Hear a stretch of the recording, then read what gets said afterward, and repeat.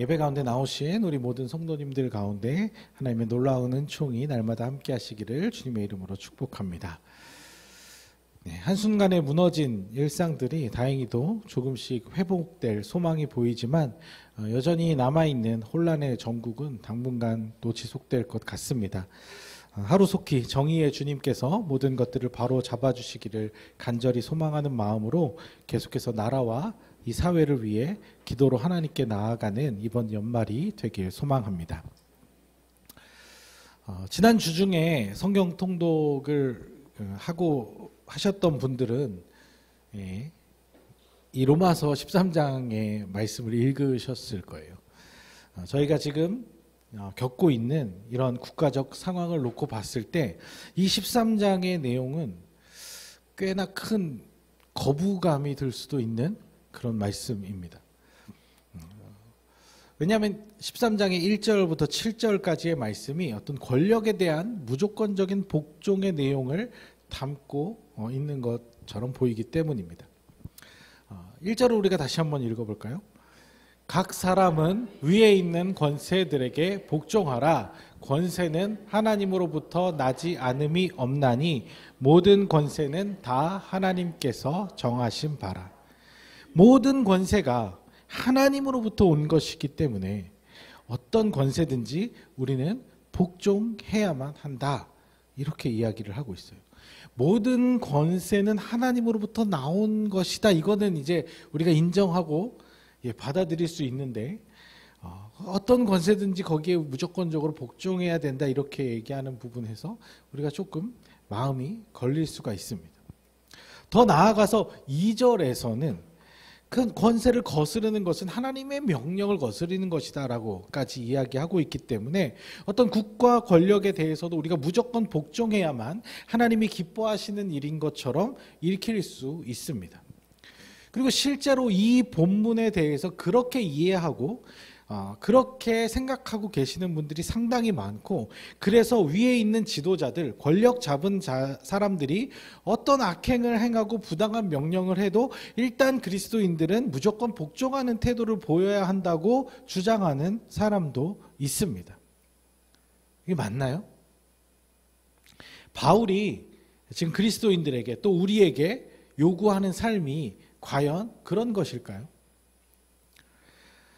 다시 한번 말씀드리지만 이 신약의 편지들은 명령집이 아닙니다. 서신서뿐만이 아니라 성경의 대부분은 어떤 단순한 명령문만을 모아놓은 책이 아니라는 것이죠. 아주 성경의 아주 일부분, 율법과 규율들을 기록한 몇 군데의 본문을 제외하면 성경의 본문들은 어떤 단순한 행동 지침을 명령하는, 가르치는 그런 것이 아니라 생각하게 만드는 글들이고 의미를 찾아야 하는 내용들이라는 것이죠. 특히 서신서 같은 경우에는 초대교회의 특수한 상황과 배경으로 인해 생긴 성도들의 수많은 질문들에 대한 답입니다. 그냥 나온 이야기들이 아니라는 것이죠. 그렇기 때문에 그 상황과 배경을 통해서 이해를 해야 하고 그 가운데 하나님의 뜻이 무엇인지를 찾아내야 한다는 것이죠.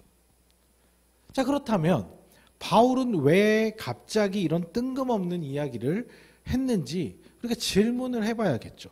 그 의미가 무엇이었는지 우리가 다시 한번 찾아봐야겠죠. 우리가 지난 시간에 12장을 살펴봤습니다. 12장의 내용이 무엇이었습니까? 12장 2절 한번 읽어볼까요?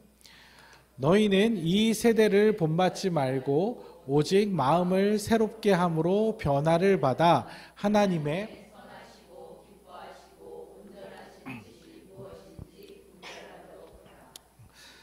세상의 어떤 가치, 세상의 가치 판단에 휩쓸리지 말고 우리 그리스도인들은 하나님이 기뻐하시는 삶을 선택하며 살아야 한다. 세상 사람들이 아무렇지도 않게 자행하는 이런 악한 방법들을 따르지 말고 하나님이 기뻐하시는 선한 방법을 고민하고 선택해라. 이것 아니었습니까? 그런데 그렇게 이야기를 하다가 13장으로 넘어와서 갑자기 권세에 복종하라? 이게 뭐 맥락이 연결이 되지가 않잖아요. 또 이어지는 13장 그럼 7절 이후의 말씀도 살펴보면 뭐 어떤 연결점이 없는 것처럼 보여요. 8절에서 10절까지에서는 뭘 얘기하는 사랑에 대해 서로 사랑하는 거에 대해서 이야기를 하고 또 11절에서 14절 마지막 부분은 빛에 대해서 빛에 거하라 이런 의미로 내용이 이어지고 있으니까 이 13장 앞부분 1절에서 7절이 앞에 본문하고도 또 뒤에 본문하고도 맥락이 전혀 맞지 않는 생뚱맞은 이야기로 보여진다는 것이죠. 그런데 바울이 어떤 사람입니까? 뭐 그렇게 앞뒤 문맥 상관없이 아무 얘기나 그냥 막 하는, 특히나 잘 친하지도 않은 이 로마 교회 성도들한테 그렇게 그냥 아무 얘기나 막 쓰는 그런 사람은 아닐 거잖아요. 그러니까 분명히 어떤 의미가 있어서 이 지금 13장 1절에서 7절을 여기다 배치했을 거 아닙니까? 과연 그게 뭘까요? 이런 이야기가 나오게 된 초대교회의 상황과 배경은 무엇이었을까요? 그래서 이제 하나씩 뒤집어서 생각해 보면 그렇게 어렵지 않습니다. 바울이 지금 이런 이야기를 했다는 것은 무슨 말이냐면 그 당시에 권세들에 복종하지 않는 그리스도인들이 꽤 있었다는 말이겠죠. 그렇다면 그들은 도대체 왜 그 권세에 복종하지 않았을까요? 뒤에 따라오는 이제 6절과 7절을 보면 세금도 내지 않은 것 같아요. 6절만 한번 읽어보겠습니다. 너희가 조세를 바치는 것도 이로 말미암음이라. 그들이 하나님의 일꾼이 되어 바로 이 일에 항상 힘쓰느니라. 그러니까 그 당시 그리스도인들 중에 어떤 이들은 자신의 어떤 기본적인 의무와 책임을 전혀 하지 않은 채 국가 권력의 질서를 무시하고 따르지 않는 그런 그리스도인들, 또 그렇게 해야 된다고 주장하는 자들이 있었다는 것이죠. 왜 그랬을까? 왜 이런 자들이 생겼을까? 그것은 어떤 영적인 세계에 대한 잘못된 이해 때문에 그랬습니다.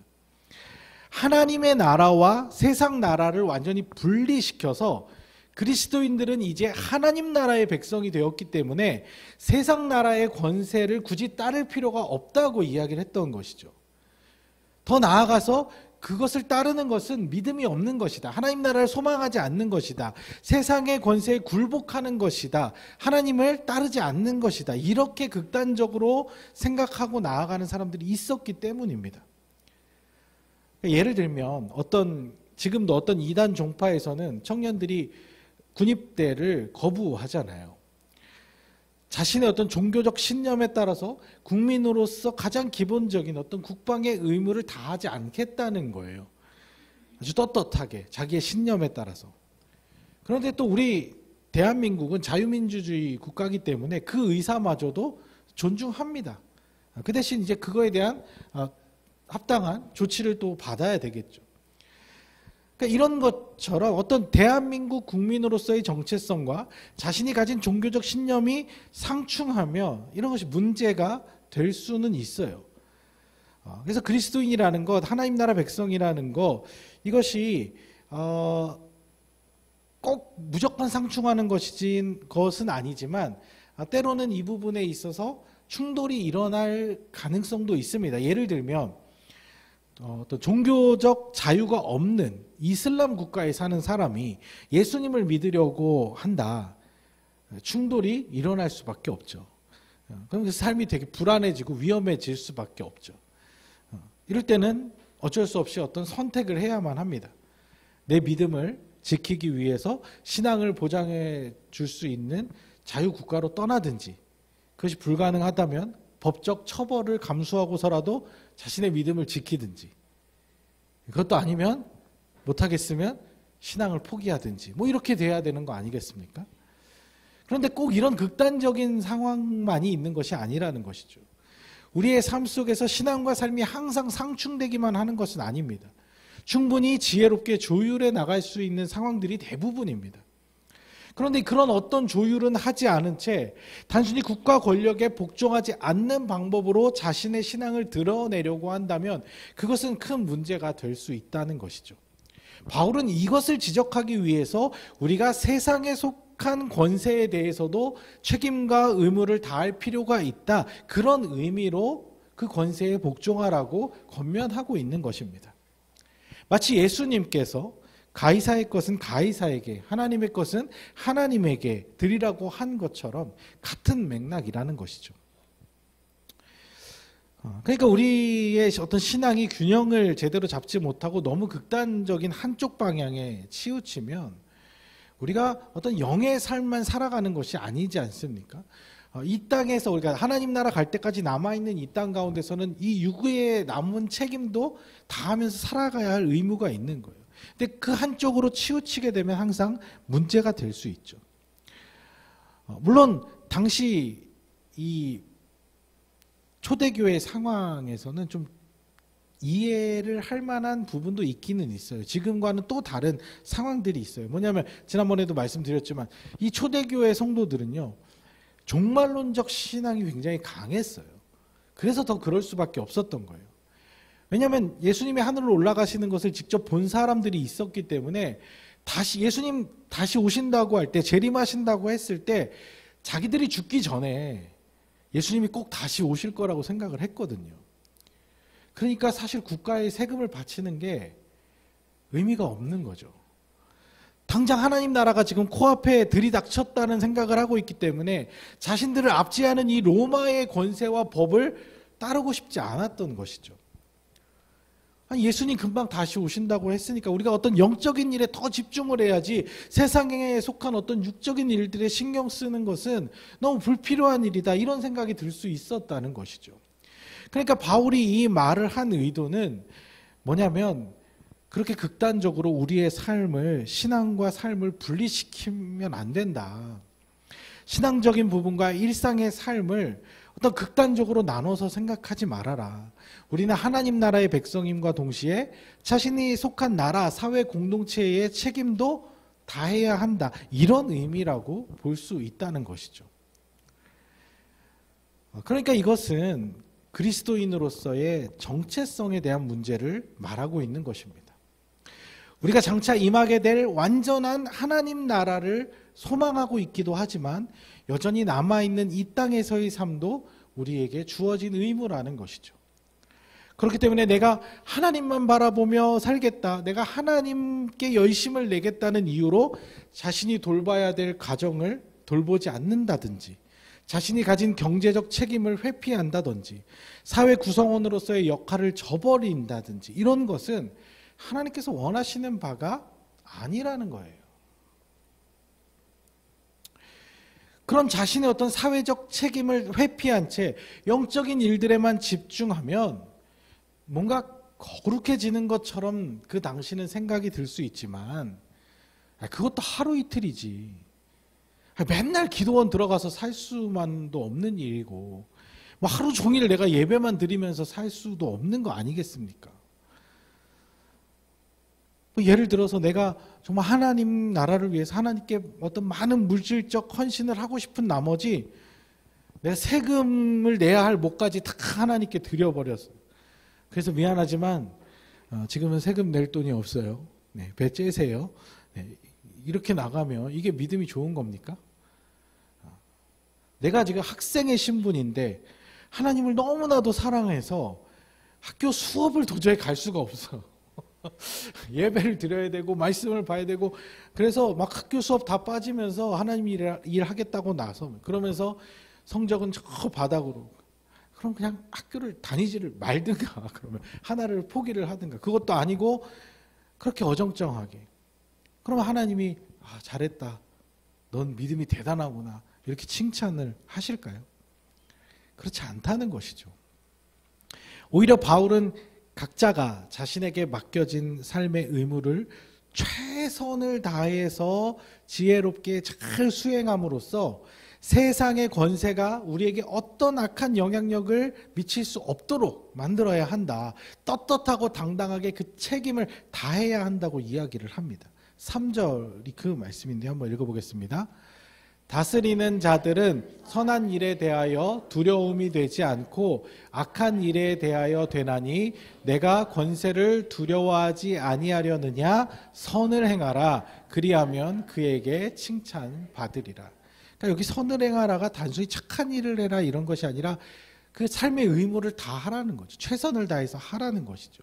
세상의 권세들에게 흠잡힐 일 없이 그들을 두려워하거나 눈치 볼 일 없을 정도로 자신이 맡은 역할을 다 해내면 누구도 뭐라고 할 일이 없다는 것이죠. 우리가 권세자들을 두려워할 필요가 없다는 것이죠.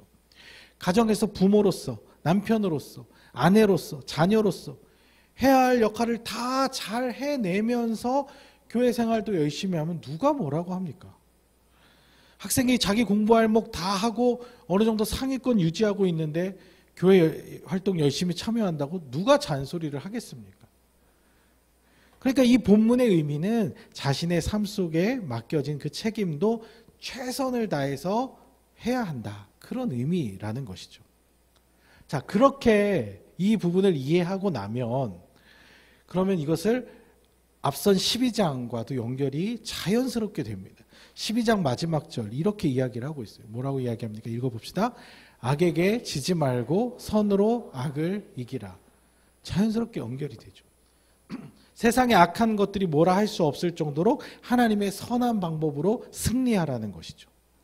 또 이것을 뒤따라오는 8절 이하의 말씀과도 자연스럽게 연결시켜 볼 수 있습니다. 10절 읽어보겠습니다.